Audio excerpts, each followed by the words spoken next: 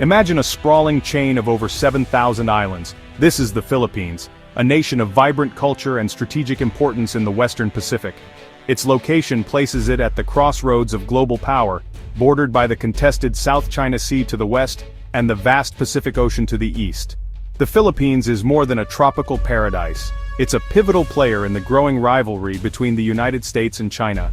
As a former American colony, the Philippines shares deep military and cultural ties with the U.S., a relationship that shapes its modern alliance.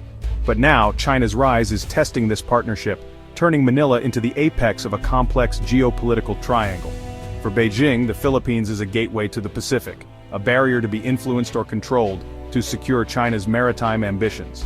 The island's strategic position has made the Philippines a focal point of international attention, caught between its historic ally and a powerful neighbor. The choices made in Manila, whether to lean toward Washington or accommodate Beijing, carry profound implications for regional and global stability. The Philippines today is a nation navigating treacherous geopolitical waters, charting its own course while being pulled by two global giants. Its story is one of resilience and strategy at the very center of 21st century power politics.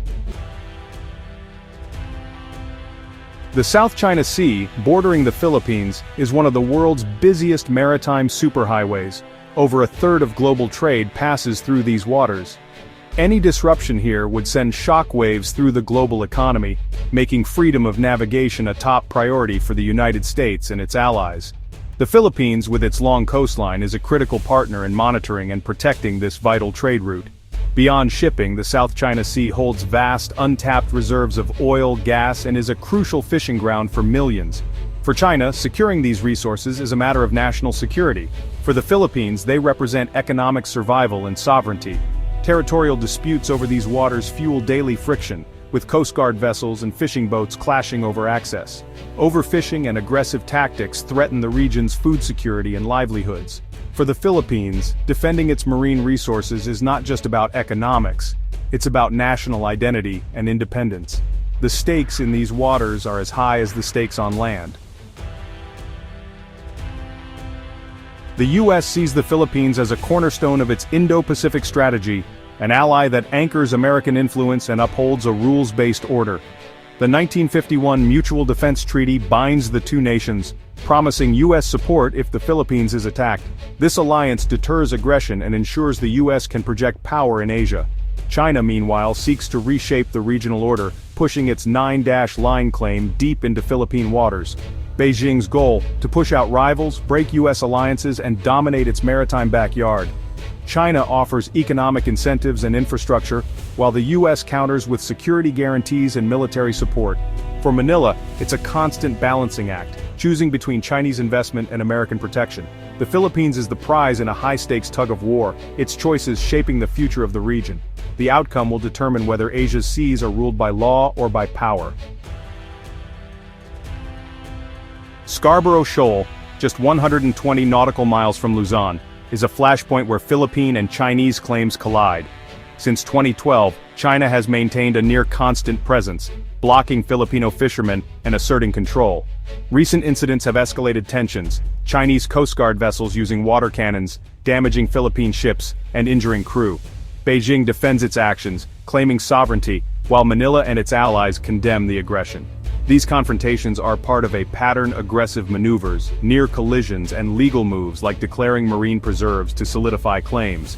With armed vessels operating in close quarters, the risk of miscalculation is dangerously high.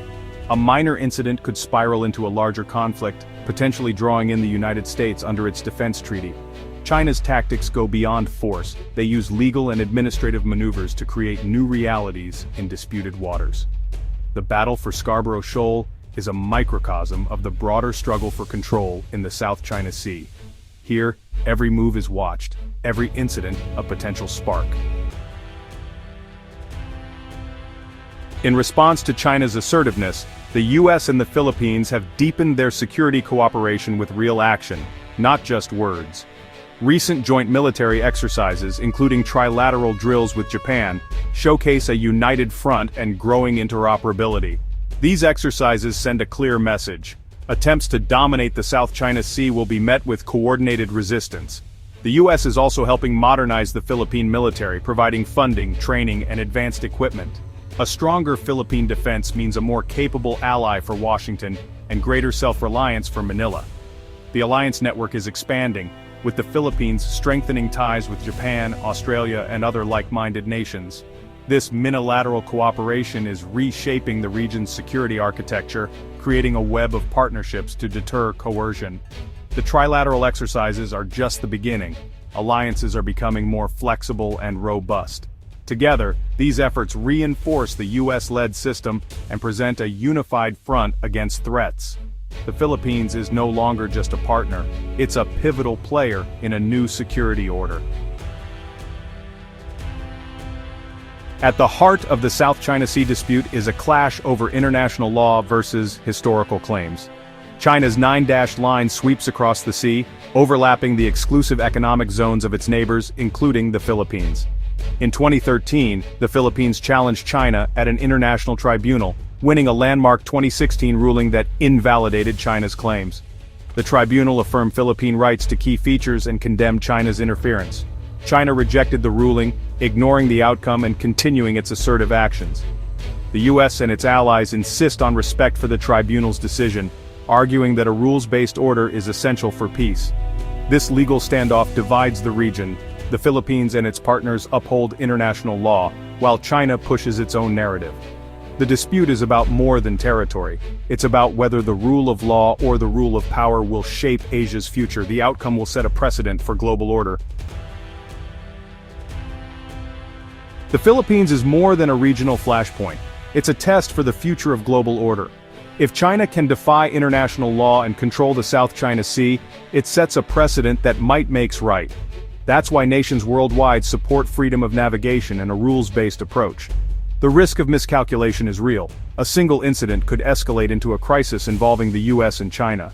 Manila's strategy: strengthen alliances, modernize its military, and become more self-reliant. The fate of the Philippines' sovereignty will shape the Indo-Pacific balance of power for decades. The struggle over reefs and shoals is really a struggle over the future of international law and small nations' rights. The world will keep watching the Philippines, an archipelago at the center of the great power competition of our time.